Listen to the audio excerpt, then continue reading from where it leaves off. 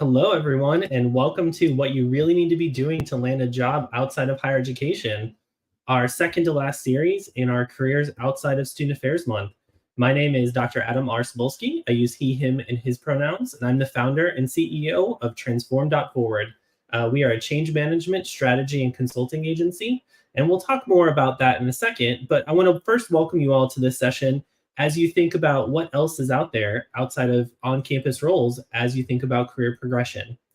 I was in your shoes as well. I was a career higher education professional, having on and off-campus roles for over 20 years, and now work with individuals and organizations experiencing change through transform.forward.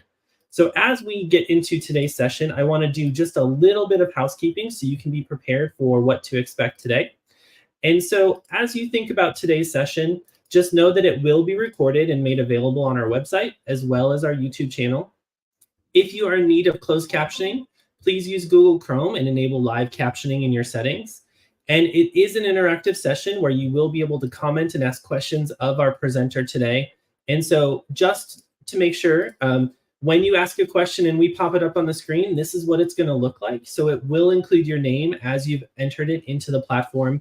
If you don't want your name to show, that's totally fine. Just make sure to indicate that when you write your comment or your question, and we'll make sure to just type it out manually so it doesn't show your name. We know that everyone is in a different place as we are thinking about career transitions. And so don't be afraid to ask a question. We'll make sure that your name doesn't show if you ask for that. So just to give you a little bit of background about this month in particular, before we introduce our speaker, October has historically been Careers and Student Affairs Month, and we've observed a growing interest in roles beyond the campus. So in a lighthearted pivot, we've introduced Career Outside of Student Affairs Month. We did a little bit of this last year, and we've seen much more demand for it this year. We want to highlight how you can still support students off campus using the skills you honed in student affairs or other higher education roles. This month was designed for you and with you. Hundreds of you liked and commented on social media posts suggesting the topics. That's even how we've come to recruit some of our speakers, as you'll hear just in a second. We're excited about this direction and are considering extending discussions beyond just October. But for now, let's get to the content you're here to engage with. Today, we're rounding out our conversations with a masterclass on imposterness and landing a job outside of higher education. Earlier this month, we've highlighted the decision-making process, talking about pathways, and today get to learn about how to take that first step forward. So I'm excited to introduce my co-speaker here, Nicki Joiner. Thank you for joining me. Yeah, thank you so much. Appreciate it. So for those of you who aren't familiar with Nicki, she's a regular face on a bunch of the expat social media groups, and is an expat herself, and she'll explain a little bit more about her background and what she's doing now. But I'm really excited you're able to join us today, especially after we've had these discussions earlier in the month. For now, people to get really hands-on and practical advice for, I've made the decision to transition. What does that look like now? So thank you again for joining us. Yeah, thank you so much. Appreciate it. So I'm going to turn it over to Nicki. I'll be in the background helping to monitor any of the chat or the comments, but go ahead and take it away. All right. Thank you, Adam.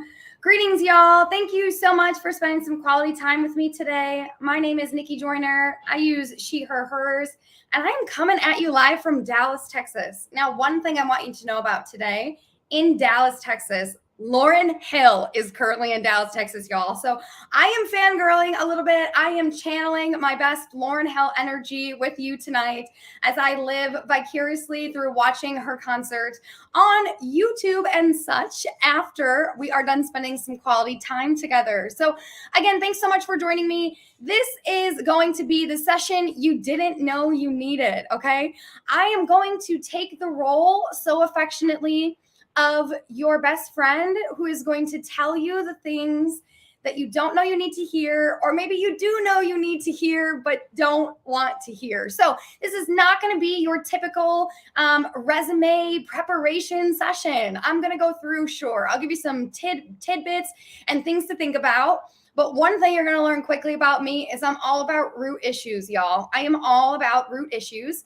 And today I am going to take you through the journey of what it was like for me to transition outside of higher ed in a way that I don't think I was ready for, and some things I needed to hear that I don't think I was ready for. So without further ado, I'm going to introduce you to me. I am going to introduce you to me.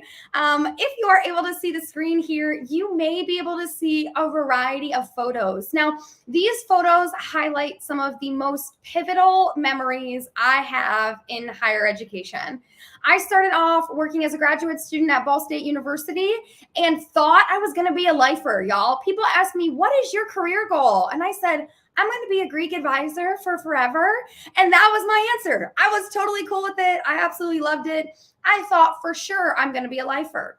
As most people do, I went into student affairs because I really wanted to continue to work with students. I had a great student experience. I was a student leader, involved in residence life and my sorority and student government and the multicultural office, and thought, hey, I can make a career out of this. Absolutely love that. And lo and behold, as soon as I entered into the career, I realized that it became much, much more than just a job for me. My career in student affairs became my life.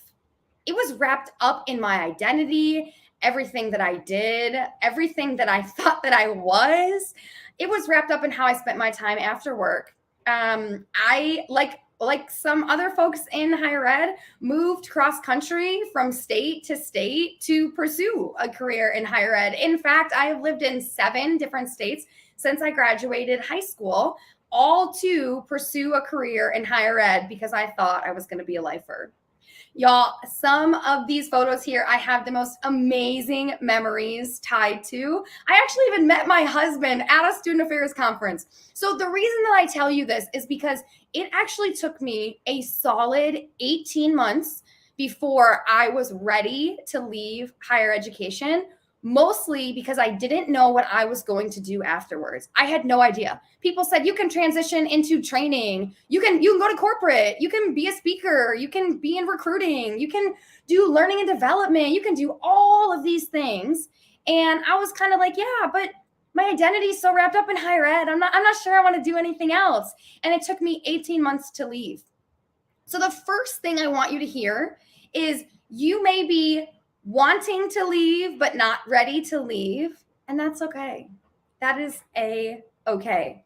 Your identity may also be wrapped up in your job. And that is okay. And the ways in which we unpack that and figure out what's next for us is really figuring out the root issues of what is making us give pause. What it might be making us give a little pause or feel uncomfortable or unsure about the next move. There was a lot of different sessions this month that focused on a lot of really great topics on what we can do. And today I want to focus on what might be the existing roadblocks for you that you don't necessarily know are there by way of this thing we call imposterness. So before we even get started, I just want to level set, y'all. I just want to level set. I currently work in corporate. I've been in corporate, just celebrated my 2-year anniversary. Actually, I'm celebrating my 2-year anniversary tomorrow. So I've officially been outside of higher education for 2 years. If we were on Zoom, I'd ask you to give me your favorite reaction emoji. So channel that for me as you think about it. I get asked all the time, Nicki, what was it like transitioning outside of higher ed? Nicki, can you look at my resume? Nicki, can you help with this? Nicki, what do you think I should be doing? What career should you think what should you think I be looking at? Like all of these different pieces. And the number one question I always get was, how hard was it? How hard was it to transition outside of higher ed? And more importantly, what were some of the roadblocks that you faced?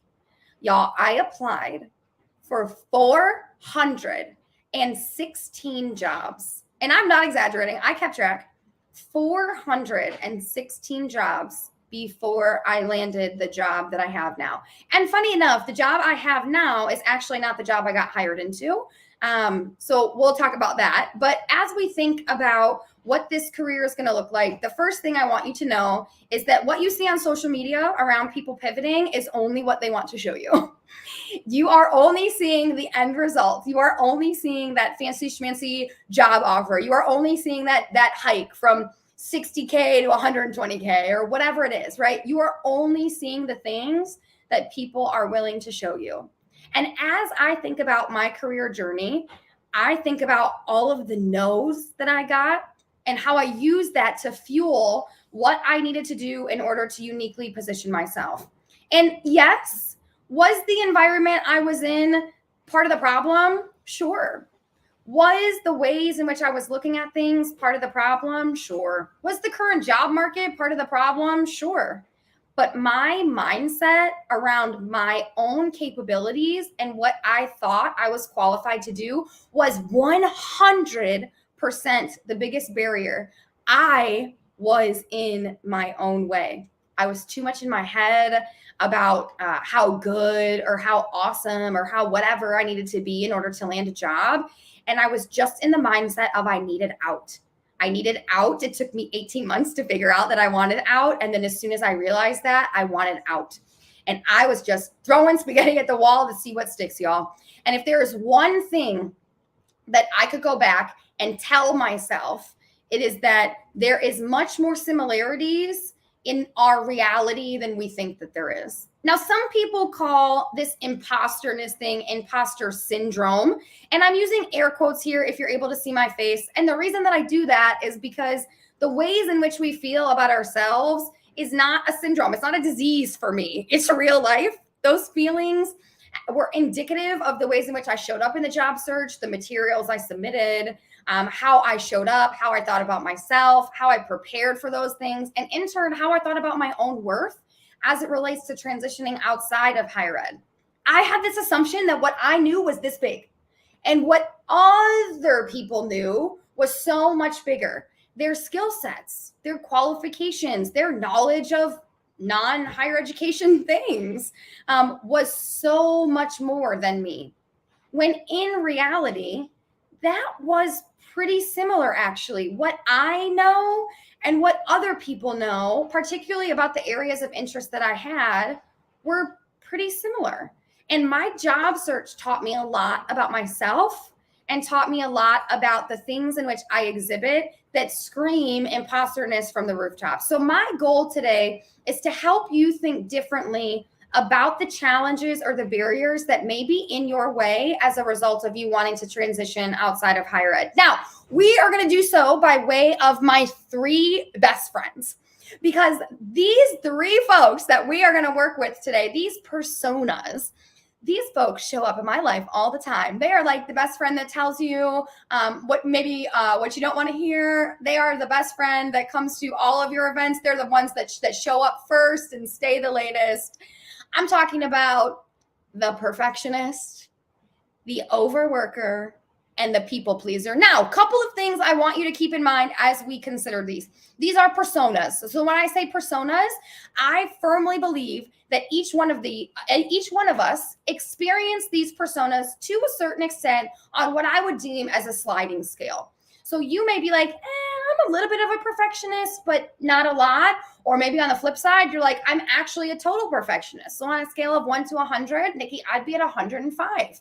So as we're embarking on these and you're really thinking critically about the personas and how they may show up in your own life, the first thing I want you to take away is that these are sliding scale.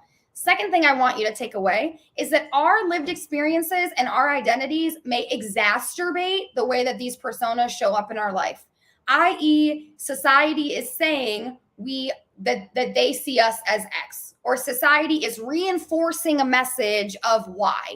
And as a result, I may feel a heightened sense of pressure or sense of responsibility to show up as a people pleaser or show up as an overworker. So as you think about that, the second thing I want you to take away is that the lived experiences that you have drastically intersect with these personas in a way that may make them more or less real for you. And the environment that we live in right now, I'm just going to be frank, it's not set up for everyone to be successful. It's not set up for all of us to reach our fullest potential. And I'm here today to speak particularly from my own lived experiences as someone who transitioned from higher ed to now corporate, as someone who is in the nonprofit space and transitioned to corporate, but with my own lived experiences in mind. So I'd like you to think of this as buffet style, okay? When I say buffet style, I mean, you get to make your plate, friend. You get to make your plate. If you're like, Nicki, this is a macaroni and cheese type of day, and I'm just piling the mac and cheese on, then I want you to pile all those carbs on, all that starch. I want you to pile it on. If you're like, hey, I'm kind of seeing like a mix of things, or maybe I want to try to focus on, this one area that you're talking about, maybe being an overworker, whatever that is for you. So I want you to think of this as buffet style, recognizing that these things are sliding scale and that they will differ based upon the lived experiences that you may have as an individual person. So my hope today is to help make meaning of these personas and how they may show up in your life, as opposed to telling you what they are and how they have shown up. And I hope to do that by way of storytelling through myself. So the first one we're going to talk about is Little Miss Perfectionist. Now, I must say that I really honed in my perfectionism by way of being a graduate student. Now, if you are on the call and you're a grad student, I just want to show you some extra love right now. I just want to show you some extra love because I felt an immense sense of pressure in graduate school to be great. In fact, every single mistake I made, I thought it was going to put me farther and farther away from getting a job.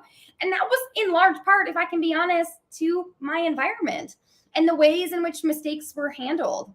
Oftentimes in higher education, we experience an environment where everything is on fire. Literally, we are dealing with multiple crises at the same time. And many of us are actually a generalist in a way that we've socialized ourselves and our skill set to be perfect in multiple different ways so that we can ultimately serve students. Now, if you are a perfectionist, you probably are similar to me in that you have this tendency to obsess over the minor things, the details, the small things in order to produce 100% perfect outcome. And anything less, you worry might have people questioning, why are you doing that? Or why is she in this role? And in higher education, when that happens, typically we just pull out our CV, folks. And it's like as long as a CVS receipt. I know, y'all, you got your CV, which you call your resume, but is actually your CV. And it's 4, 5, 6, maybe even 7 pages.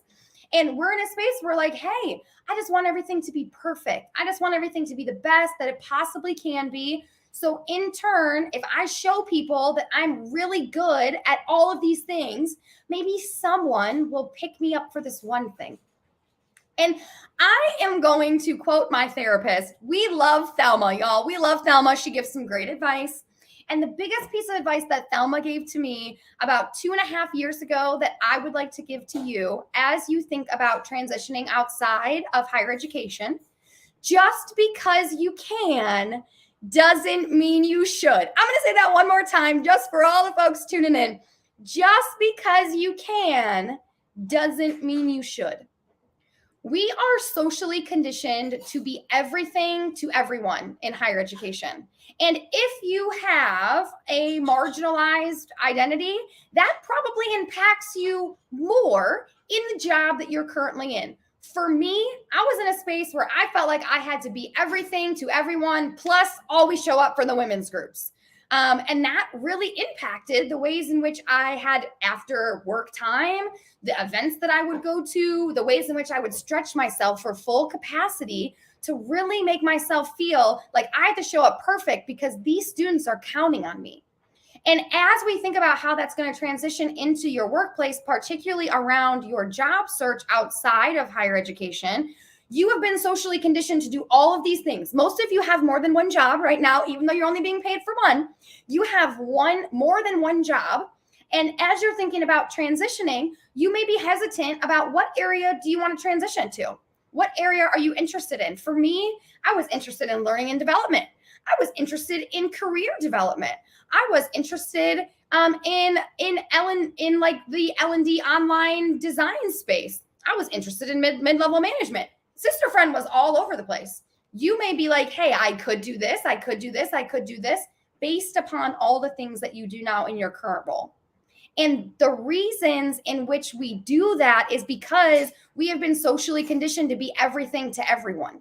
So as you think about the way that perfectionism is creeping into how you are able to narrow down very specifically, what do you want to do and who do you want to do it with? I encourage you to reflect on some of the questions that are on the screen here, particularly number 3 that is in purple, if you are able to view that. And it is, what problems does perfectionism cause in your life? What problems does perfectionism cause in your life? For me, perfectionism in the job search 100% caused me to stall everything because I couldn't put out my resume until it was perfect. I could not do an interview until I practiced 47 times my pivot question until it was perfect. And better done than not done, right? So as we think about this and how it's going to show up on your resume specifically, your perfectionism may be creeping into how you are showing up in the candidate search by not showing up at all because you are way too worried about your resume being perfect. I'm going to be honest, most of the advice out there about transitioning resumes from higher education to non-higher ed, I'll say corporate, nonprofit, even your own business as an entrepreneur, I really think that the advice is just way too far-fetched. And if I can be honest, a lot of the things that people are providing advice on are not actual things that people are always leveraging as recruiters in order to see, are you going to be a value add?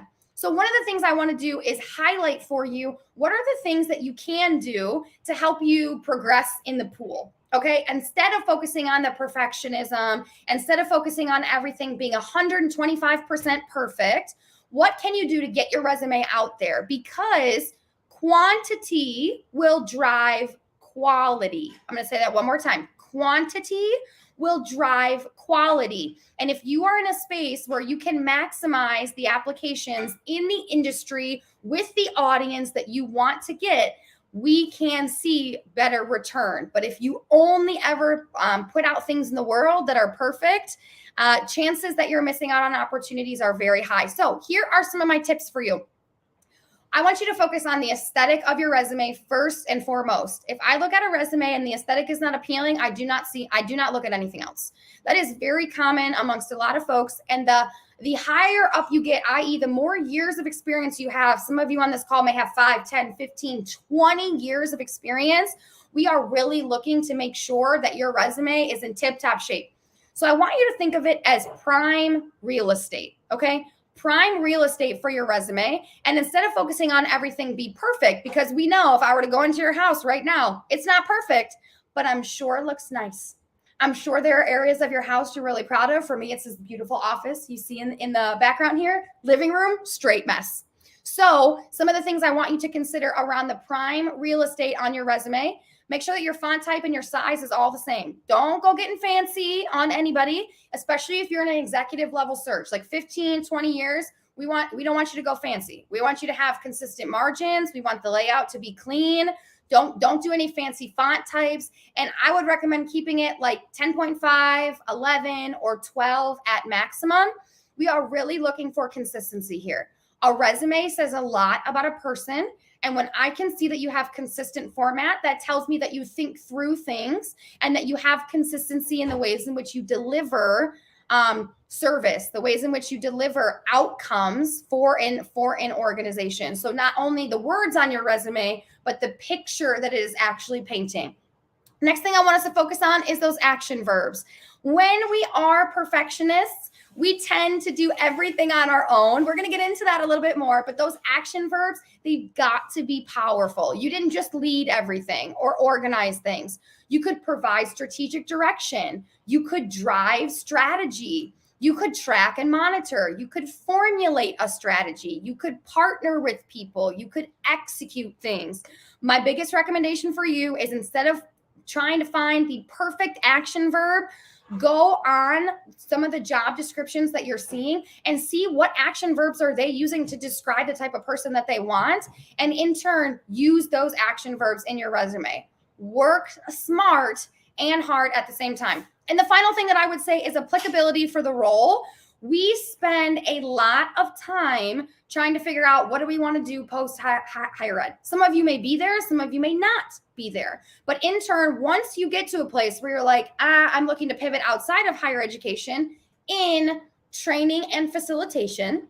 And as a result, I'm going to have a resume for training and facilitation as a manager, training and facilitation as a delivery person, training and facilitation as a content writer. So I'm going to keep those 3 resumes. I'm going to bucket them and I'm going to pull everything from my running resume or my CV.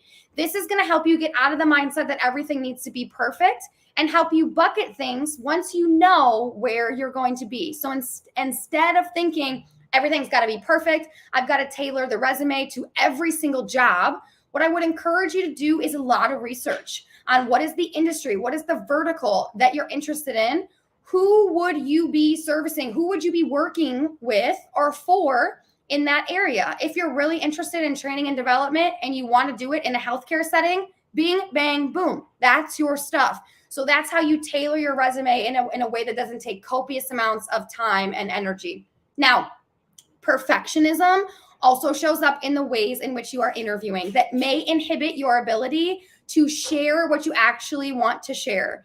If you're anything like me and you're a perfectionist, you are writing out sentences or things that you want to say during the interview. I may recommend that you shift that mindset and focus on a bullet point instead of writing out answers to things, especially if it's like a one-way interview where someone's watching it at a different time. Think about the bullet points. And again, instead of focusing on everything being perfect and you being a fit, quote unquote, for a position, I want you to think of how you can be a value add. When we shift our mindset to think about how we can be a value add to a company, a team, instead of fit, we can really get out of that mindset of imposterness. And I don't know if I'm supposed to be here. And if I'm not perfect, people might find out I'm a fake. But instead thinking about what is the value add that I bring to a team, to a company, and most importantly, this position. I would absolutely recommend leveraging the STAR method. If you're unfamiliar with that, do a quick note-taking, jot it down right now to ensure that you can move forward and do some research on that. It stands for situation, task, action, result. These are some of the things that have helped me get out of the mindset of perfectionism, both in my job search and thinking about leveling up in my career in corporate. So thinking out of the mindset of perfectionism and into the mindset of growth, development, and most importantly, a value add. Now, this next one, y'all, I know I'm talking to every single person who is listening to this, whether you're live or listening to this a year from now. I am talking to you. If you are in higher education, the chances that you are overworked and underpaid is 105%. Okay? It's 105%. So really for you, this persona is going to be about a sliding scale. And where might you see yourself? For me, I see myself as Lil Miss overworked and underpaid in the very low end now that I'm in corporate, if I can be honest. But when I was in higher education, I had this immense sense of pressure to always work hard.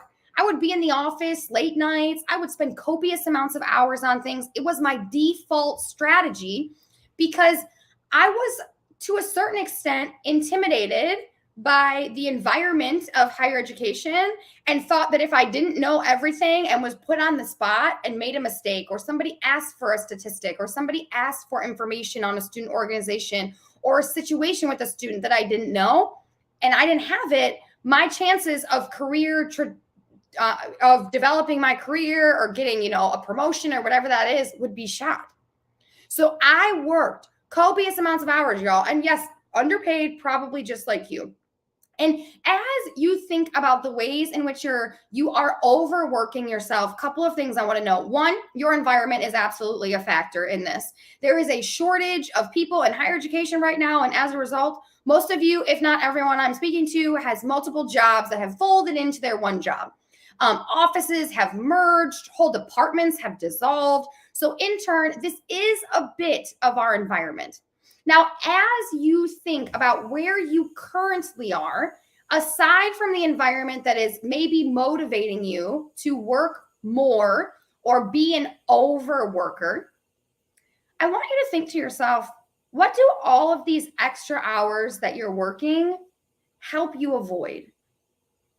What do all the extra hours, what do all the late night events, what do all the weekend trips in your office where you grab a quick Starbucks and you stay there for hours on end, what do all of those extra hours help you avoid? For me, the extra hours helped me avoid the fact that I never really transitioned into full adulthood. I was in college. I had a great time as a student leader. Then I moved into higher ed and I immediately went just like full blown ahead and thought to myself, I'm going to make a career out of this and go 0 to 100 every day for the rest of my life. And what that helped me avoid was the fact that I didn't have any hobbies. I didn't have any things I wanted to do outside of work. I didn't have any people that were close to me that were not a part of work. I didn't have people. I didn't have community. I didn't have a significant other. I didn't have people that were not my colleagues that I considered friends, no hobbies, nothing that I did. And working all of these extra hours helped me avoid the fact that I did not have a life outside of work. And it became this cyclical cycle. And as a result, when I started applying for jobs, my resume was jam-packed, y'all. I put so much stuff. Some of my positions had like 5, 6, 7 bullet points. For my first like 2-3 months searching, my resume was 3 pages long. I refused to make it any shorter. And then I got it down to 2. And still, it wasn't until the last like 2 weeks of my search where I actually got it down to 1 page because I refused. My identity was so wrapped up in all the things I was doing. I directly correlated my capabilities, my ability to my output.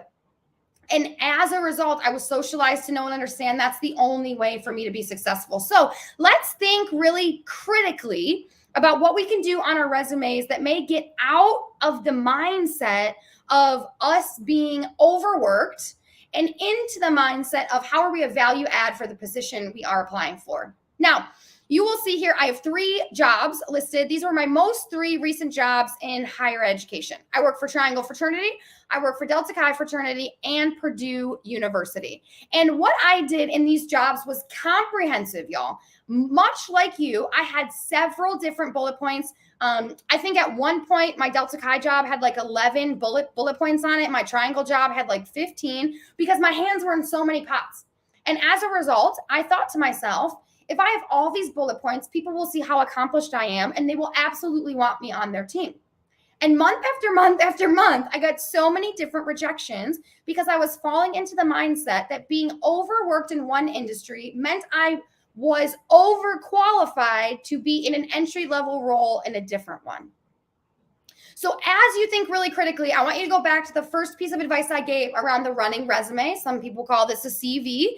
So you absolutely want to make a CV of all of your experiences, of all of your bullet points. The thing that helped me the most was I had a running resume. And before I decided recruiting was going to be my jazz, I was recruiting and I was training and facilitation. So my running resume had all the bullet points possible and I color coded them. Training and facilitation was blue and recruiting was green. So how I knew what I was going to pull was based upon those particular bullet points that were focused on the industry that I wanted to go into. Meaning, if I was applying for a training and development job, I was not putting any sort of green bullet points from my running resume, my CV on that resume. I was only giving people what they were asking for. This took me so long to get out of the mindset that I didn't need to give people everything I did, but instead only what they were asking for. So what you may be able to see here on the screen is an excellent example of how I put information together for a particular experience that was focused in recruiting. I was trying to get a job as a recruiter. So as I thought about the things that would be most impactful for a recruiter, it would be focused on things that are exclusively focused on recruiting, on early careers, on onboarding, on success metrics. I'm specifically focused on equity and access in my job as an early careers team member. So that DE&I aspect to me was very, very vital. So for you, I encourage you to think about how can you formulate your resume in a way that doesn't have 15 bullet points under a job. And while I know and understand that you probably did 25 bullet points of things, you want to get of the mindset, concise bullet points is better. More is not always better, particularly when you are transforming your resume for a different industry. You want to get out of that persona, out of that imposterness of being overworked and into a space where you're saying, I can deliver on these 3 things or these 4 things really, really well. The second thing I would encourage you to focus on is things that are impact driven. Too often I see people in higher ed, by nature of being an overworker, by nature of being Little Miss overworked and underpaid, you may be in a space where you are just outputting tasks as opposed to things that are impact driven. What would be an example of something that is impact driven? On my resume, I would say bullet point 2 under the Delta Chi job. I researched, implemented, and maintained innovative strategies to improve engagement by 44% on an annual basis. Under my Purdue job, in addition to being impact driven, we also think about scope, right? Especially if you're going into the corporate space. Corporate spaces are basically matrix-like organizations, just like colleges and universities, only they're structured a tad bit different and we have different names and phrases. But ultimately, you really want to focus on what is the scope and what is the impact of what you're doing as opposed to how much you're doing. And that overworker mentality can really seep into that resume in a way that may have a recruiter looking at your resume saying, nah, they just might not be uniquely positioned for this job. They may seem more of a generalist as opposed to someone that we're looking for as a training and development specialist or in early careers as a recruiter or whatever it may be. So my first piece of advice for you is to focus on things that are impact driven pieces that can allow you to show your value add and what you can do to contribute to a team, a company, etc. And the second is going to be around the scope. It is great that you plan 500 events on an annual basis. I absolutely love that. But what is the average attendance for the events? So a difference could be responsible for planning and executing 500 is probably a lot. So maybe 50. Planning and executing 50 events on an annual basis.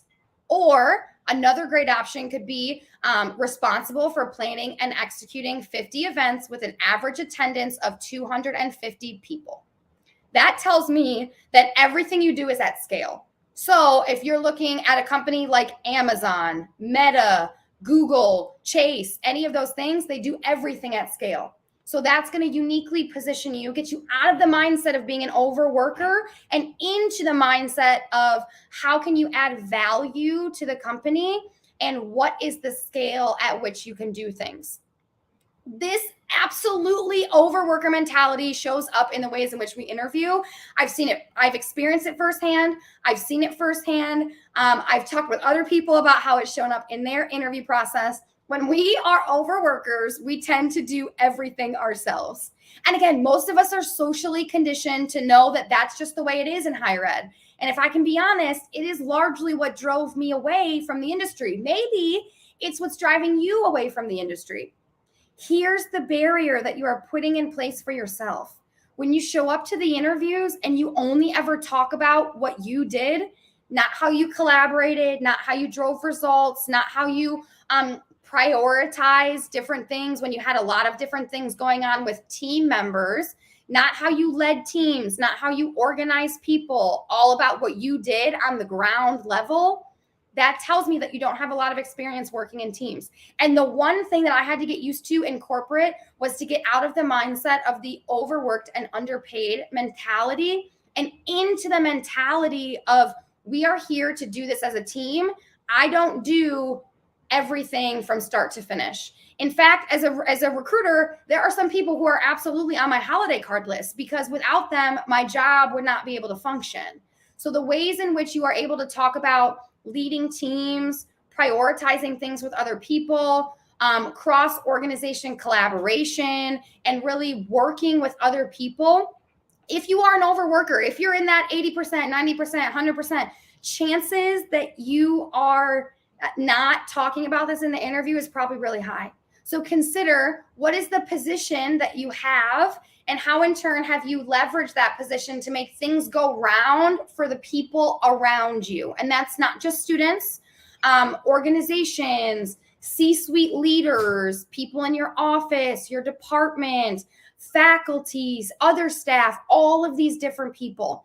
So really get out of the mindset of I do all these things and as a result, I'll work really hard for you, and into the mindset of what is your value add by way of showing your scope and your scale. Now, the second area that I've seen a lot of people swing and miss on if they are an overworker in higher education when trying to pivot is their improvement areas. get really, really clear on your areas of improvement. And for me, it was prioritization. 125%. I'm an overworker. So as a result, I'm not good at prioritization. I'm not good at delegating. So get really, really clear on what are your areas of improvement and how do you know these things? And how can you articulate how being in a different work setting is going to be able to help you get out of the mindset of being an overworker? So if you are an overworker and I'm talking to you right now, giving you this hard conversation, maybe at 4 a.m. in a Taco Bell booth, like I've done before, I want you to consider how you are positioning yourself and what you can do to be a value add and a much more attractive candidate if you are looking to pivot outside of higher ed. So someone gave me some really great advice once, and she actually works with me now, which is super ironic, but she said, Nicki, your resume has way too many bullet points on it. And when you're jack of all trades, you're queen of nothing. And I thought to myself, yeah, because I'm overworked and I want to make sure people know I work hard for them too. And I want you to think about, what are you going to be queen, king, royalty of? What are you going to be royalty of? That's going to be your industry and people you want to focus on, i.e., what do you want to be doing in your job? So you could be focused on training and development in the healthcare setting. You could be focused on recruiting in financial services. Whatever works for you works for me. But the more clear you can get on that, the taller you are going to be able to make that crown and the better you're going to feel about it. All right, folks, last one, people pleaser. This one is me. Not as much as the other two, but in my experiences working with people who are transitioning outside of higher education and into another career, I find that people pleasing is very evident. This is where I want to elevate what I said at the very beginning of this session. Our environment and society shows up differently for different people. And depending on your lived experiences, and if I can be frank, the minoritization and marginalization of those lived experiences, this may be heightened for you in a way that I may experience or I may not experience, depending on the similarities or differences that we may have around our lived experiences. So that's the first thing I want to name. The second thing I want to name, to a certain extent, we are all people pleasers during the interview process as a candidate because we want the job, right? And I'm not saying go in there with like, arms folded and these are my ways and these are all the things that I want, right? But to a certain extent, we have to be mindful of when the people pleasing is seeping into our inauthenticity and when it's seeping into our ability to not show up as ourselves and show up in a way that exercises our fullest potential, most importantly. So if you're a people pleaser, your actions are really stemming from your desire to convince other people to like you. Again, we do this in the job search a lot because similarity bias, affinity bias, likability bias, beauty bias, all tell us that if people like us, they are more likely to vote yes on us, to give a check on us, right? So we have to be able to balance this people-pleasing mentality in a way that is meaningful and feels good for us. Now, as you think about the people-pleasing, here's what I want you to consider. Leaving one toxic environment to move to another is not going to get you a successful career. It is not going to get you where you want to be. So as you think really critically about what's going to be your next move, I want you to think about your definition of success. What does a successful career look like for you? People do this by way of like a non-negotiable. So that could be like, my non-negotiable is I need to be paid 80 grand. My non-negotiable is I need to be able to work from home at least part of the time. I'm location bound, whatever it is, right? Sometimes people do it by way of that, but I want you to think really critically when you think about what's the future of your career, what does success look like? And for some people that may be, I need my parameters. I need my parameters met, my salary threshold. I need to be able to work from home, those things that I talked about before. Some people may be, hey, success for me looks like a lucrative career where I can support my family. Love that, right? For me, success looks like doing what I love and loving the person I am while I do it. So I want you to think about how wide your success could be and how you can fit multiple versions of success into that. Because as a people pleaser during the job search, you may fall into what I fall into. And the first job offer I got, I was like, oh, I want to take that because it's a job and I want out. It's more money than I make now. It gets me outside of higher ed. I'm looking at all the positives, right? But on the flip side, we also want to correlate what's going to be the impact of moving from this environment that may not be so great to something I still have red flags about. Now, let me be clear. You're always going to have red flags about a job, mostly because it's the unknown, right? So we want to think about what we can do to outweigh the red flags with the green flags. So as you think about people pleasing, particularly how it's showing up in the ways in which you respond to emails, the ways in which you answer questions during the interview, most importantly, how you feel like you can exercise your fullest potential in an interview, I want you to think about it, from what place are you responding? Are you responding from a situation out of confidence or kindness or fear and guilt?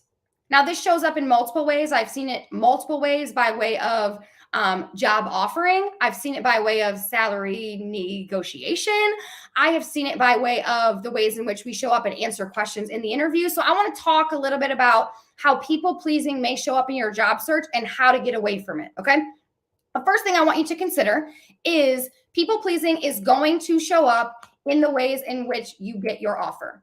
If you are in a space where you are in higher education right now, the recruiter may make some assumptions about your experience, about your pay threshold. And as a result, you may be in a similar experience to me, where you get a low ball offer. I got a very low ball first offer in corporate. In fact, I did not take it because we could not get to a place where I was comfortable around the salary. This is where this piece comes in, around the intersection of lived experience, society, all of these pieces. And as we think about particularly being overworked and underpaid in higher education, that may show up differently in a corporate setting, in a nonprofit setting, as you are thinking about what you want next, particularly by way of your salary. So one thing I want you to do is commit to doing market research on what is your salary threshold based upon your environment. Couple of great ways to do this, and I'm going to give you some additional tips.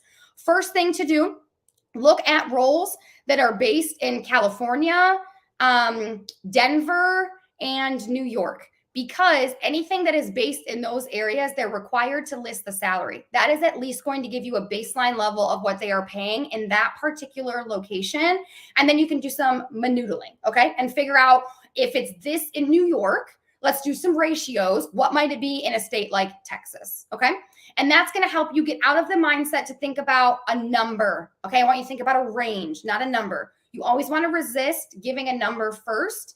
In fact, I would recommend that if somebody asks you for some sort of salary number or salary expectation, a great response is, after doing some research, I see that the market value for this role is between $129,000 and $160,000.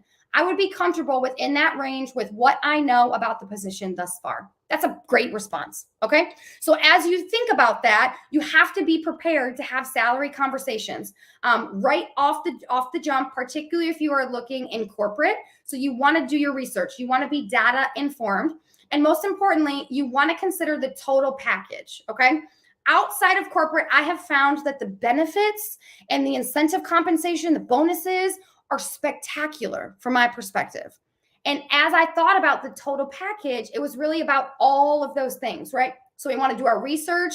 We want to be really comfortable and confident in our research. We want to focus on a range and resist giving a number, because it is really easy to fall into the people-pleasing mentality, especially if it's a dream job, if it's something that we really want to do or we're really excited about, or a dream company. So that's how we can get out of the mindset of people-pleasing. Here are 6 different websites that I would recommend you leverage to get salary information. I'm not here to keep 0 secrets, y'all. So here are the things that I would recommend that you do. Now, there are different pros and cons for each of these. If you're interested in tech, specifically tech or tech startups, I might recommend eAlpha or levels.fyi. These are going to give you lots of really great information around tech salaries specifically. And if you're, again, interested in that startup space, also Comparably is another one that's tech focused, but it's kind of expanding a little bit. So lots of great information there. Salary.com and Glassdoor are going to be hits or misses depending on the type of company. The smaller the company, if it's a mid-size or smaller company, you're not going to be able to find a ton of stuff on there. But if you're looking at like Fortune 500, Fortune 100, Fortune 20, it's going to be pretty accurate for the most part. Fishbowl is my personal favorite. I love Fishbowl because one, it's self-reported like most of these, but two, it's discussion-based. So people actually go in there and instead of filling out a questionnaire, they go in there and talk about their experiences, like going through some of the salary process and what the ranges were given, what they were told by like a recruiter or someone on that team from maybe compensation or something similar. So I would absolutely recommend Fishbowl. But in the day and age we live in right now, we are in a space where you can go on LinkedIn and view roles in California, in Colorado, and in New York, and companies are federally mandated to put the salary. So I would wholeheartedly recommend that you do some research, figure out what the ranges are in those companies, and then go and do some ratios on what makes the most sense for you based upon where you want to live or where you may be willing to move for your next career move. Because salary, y'all, salary is where I see people pleasing come in the most. Now, people pleasing also comes in the ways in which we ask for permission for things during the interview process. Like, oh, I'd like to ask a few questions. Is that okay? Instead of saying, I'd love to save some time at the end. I'd love to save some time at the end for questions. So thinking about how you can position yourself in a way that makes you feel comfortable and confident, and also in a way that's going to position you to say, I know my stuff. And that's why I'm a value add here. Okay. So as we think about people pleasing, this is probably the number one thing that comes up most often after the job while you're negotiating that job, as opposed to maybe in the other two where we were really focused on the resume and the interview process.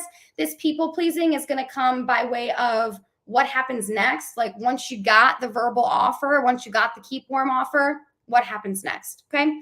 So I know that there's a session tomorrow on LinkedIn. So I just want to talk to you really swiftly about how I see imposterness seeking into LinkedIn profiles. As someone who has previous experience, people are going to be coming to you by way of LinkedIn. They're going to find you on LinkedIn. So if you don't have premium and you're in a space to be able to have premium financially, I would absolutely recommend it. It's going to be a game changer for you. The number one area where I see imposterness seek in to folks around their career pivot is that entry section. That's prime real estate on your LinkedIn profile. I can't tell you the amount of people that are like aspiring corporate learning and development person.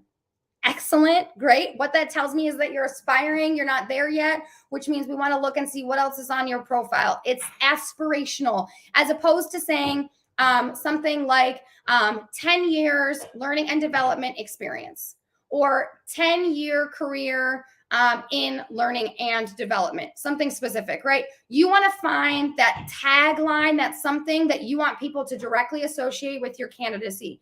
Some people do this by way of the industry specifically that they want, like in healthcare or in financial services, or the specific function of job, learning and development, a recruiter, et cetera, et cetera. Some people, which is the example that I have on here, do this by way of, I am in a space where I want to tell you or show you like what's my mission in my career. And my mission in my career is to help align structure, capability, and culture to make people feel like they matter. So consider, what could yours be? And is imposterness seeping into that prime real estate on your LinkedIn profile? Is people pleasing? Is overworking? Is being a procrastinator, even a perfectionist? All of these things, is that seeping into your profile on that, and how may that be inhibiting you from getting where you want to be?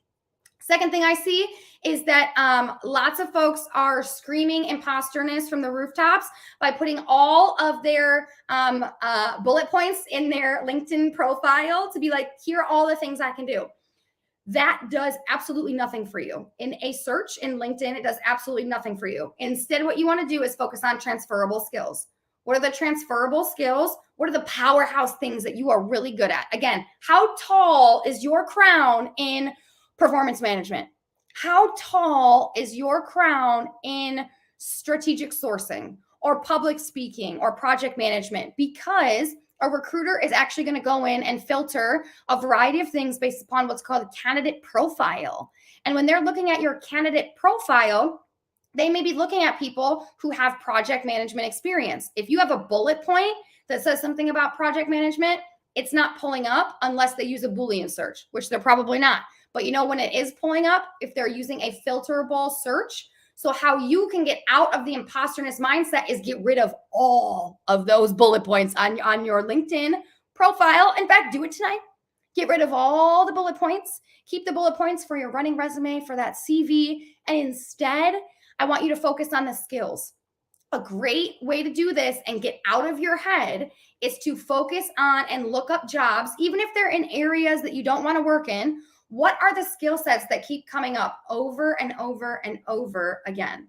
And when those skill sets are coming up, that is a hint to you. Put it on a billboard, y'all. That is a hint to you that that should be a skill set in one of your previous roles. That way you are pulling in a search when a recruiter is looking for a very specific skill set. So instead of being an overworker and having 50 bullet points, instead of making sure that they're all perfect with perfect action verbs, focus on what is the transferable skill and how can we get you from point A to point B to get you where you want to be in your career if that is transitioning outside of higher education. Y'all, here's what I want to leave you with. I spent so much time focusing on all of the wrong things in my job search. And there is value in people giving you tips and tricks. And I hope that I did that today by way of some of the things that you can consider as you're thinking about your resume, as you're thinking about how you're showing up in interviews, or looking at your total offer package and potentially asking for more or different, as you're thinking about your LinkedIn profile or any other online profile that you have that's helping you get jobs. I found that the thing that was most in my way was my own mindset. And I was in a space where everything felt scary to me. And as a result, I felt like I needed to overcompensate because I had built this long career in higher education where I spent so much time and energy, and it was wrapped up in who I was, that it was really scary to step out and do something new. And I want to share with you something that's a quote that's very near and dear to me. I have it in my bathroom on a sticky note, and it reads, "When you are nervous about stepping outside of your comfort zone, remind yourself, it feels scary because it's unfamiliar, not because you are incapable." It feels scary because you are unfamiliar, not because you are incapable. So here's what I know. I want to see y'all get the careers that you want. I want to see you get the careers that you deserve. And I am happy to be here every step of the way, every move of the way that I can be in a way that would make meaning for you. So first things first, I got this fancy dancy QR code here on the screen. This is going to just ask you a few questions about how you experienced the session today. If you want to connect with me, this is a great way to do that, because what this is going to do is give me your information. It's going to send me an automatic email. And if you've got a testimonial or how you experienced the session today that you just absolutely loved, please share that. If you're like, hey, Nicki, I want to touch base. I want some advice. I want some things, or I have some things I want to run by you, or you said some things that really resonated with me, or you told me a bunch of stuff I didn't want to hear, or maybe I needed to hear. Any of those things, I'd love to hear it all. This feedback form is particularly important for me. I am a recruiter in corporate by day, but I'm a speaker by night, I suppose. So however I can develop my message in a way that makes meaning for people is of the utmost importance to me. So filling out this feedback form would mean a ton to me. And if you wouldn't mind, I would love for you to take just a few minutes as we wrap up our time together and open it up for Q&A. So I had a great time with y'all today. Thank you so much for spending some time with me, even if you're tuning in afterwards. Love that for you. And Adam, I'm going to turn it over to you. And if we've got any questions, comments, concerns, or confessions, I'm happy to take it. Perfect. One of our questions actually comes from LinkedIn, about LinkedIn. And so they're asking, you often hear conflicting advice regarding whether or not you should reach out to a recruiter around potential roles or an application that's been submitted. What are your thoughts about recruiter outreach through LinkedIn? Oh, Ooh, yes. Okay. So there's a couple of things. One, make sure you got the right recruiter. I cannot tell you the amount of times that people will reach out to me and they'll be like, I'm super interested in the investment bank. And I'm like, you did not do your research because I don't work in the investment bank. So what that tells me is that you don't have a good grasp on what you're trying to do. And you're trying to outreach, which means you're overworking, and chances that you're an overworker and underpaid if you're doing that are probably pretty high. So my first piece of advice would be make sure you got the right person. My second piece of advice is have some sort of actionable. Don't reach out to a recruiter to say, I want to let you know I applied for this role. They know that. They get an automatic email. They go through all of the things. I review thousands of resumes every quarter, and we get emails. We know that you applied for the role. So be really intentional. If you have an ask, do that. What I love that candidates do is they'll just connect with me. I will recognize their name when I look through their application. It entices me to go on their profile and look twice because I recognize their name, even if they didn't ask me for anything. So if you're asking for a meeting or you're asking for something, don't ask for a 30-minute meeting. I say 10 minutes max, and make sure that it's something really specific that they would be able to help you with, because the recruiter is there to help fill the role. They might not necessarily know about the company culture on the team. So don't ask them questions about that. Ask them questions about the process, ask them questions about the role specifically, and leave those other questions for your investigative work on who's actually on that team. So I would actually recommend that you spend more time with people that are on the team or doing the type of job that you are doing or want to do, as opposed to messaging the recruiter, because we really have little, if any, say in how that pans out. That's helpful. Yes. Another question we have is, you mentioned it's not just always about the salary or the base salary. Can you explain a little bit more about what total compensation means? Yes, excellent. So total compensation is going to be really comprised of three things.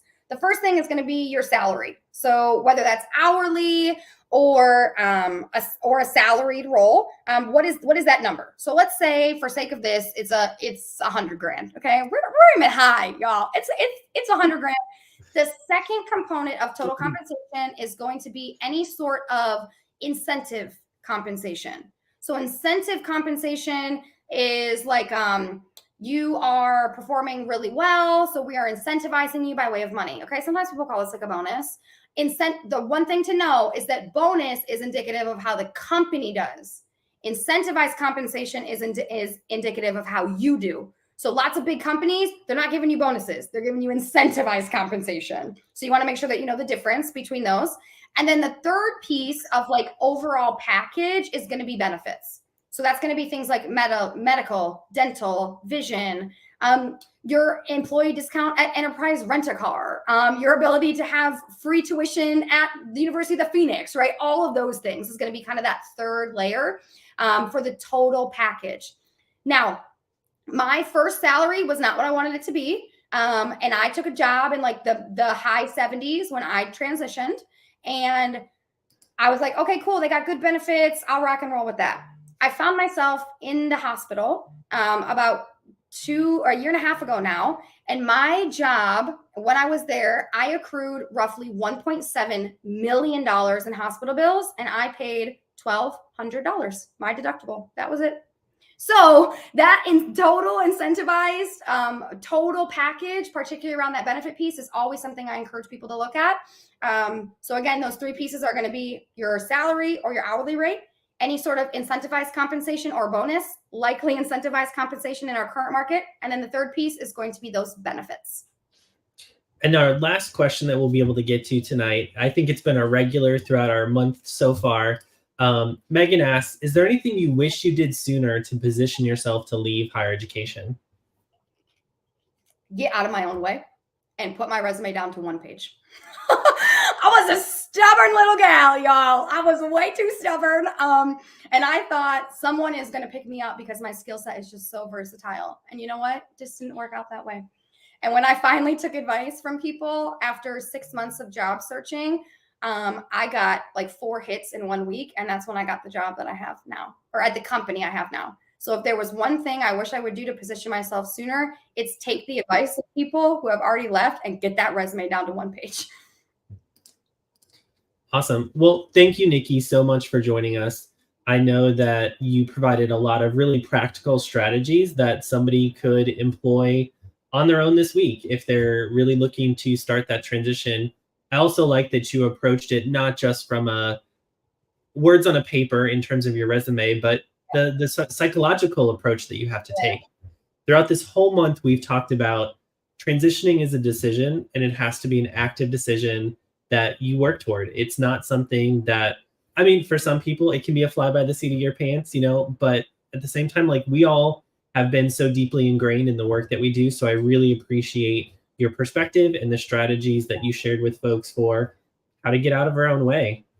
Yeah, thank you so much, y'all. And if I can be of help, connect with me on LinkedIn. Connect with me wherever you can find me. Y'all just search Nicki Joiner and I'm going to come up. And however I can help you in your search, I'm here to see you win. And I want to see you in a career that makes you happy. And I want to see you achieve your version of success. So let me know how I can be of help. But I just want to let you know, you got this. Thank you. So for those of you who are looking out for our next webinar, it is tomorrow. And so for that, we are going to be all doing LinkedIn. So it's leveraging LinkedIn for a career change, really thinking about what are the strategies that we employ to make sure, as Nicki's talking about, that we're coming up in searches, that we're putting our best foot forward in terms of our online presence. So make sure to check that out if you haven't registered already. Thank you for joining us today, and I look forward to seeing you all at our upcoming session. Look out for the recording that will be sent to you via email, so you can take it back, run through Nicki's tips and tricks at a later date. And I hope you all have a great rest of your evening. Thank you.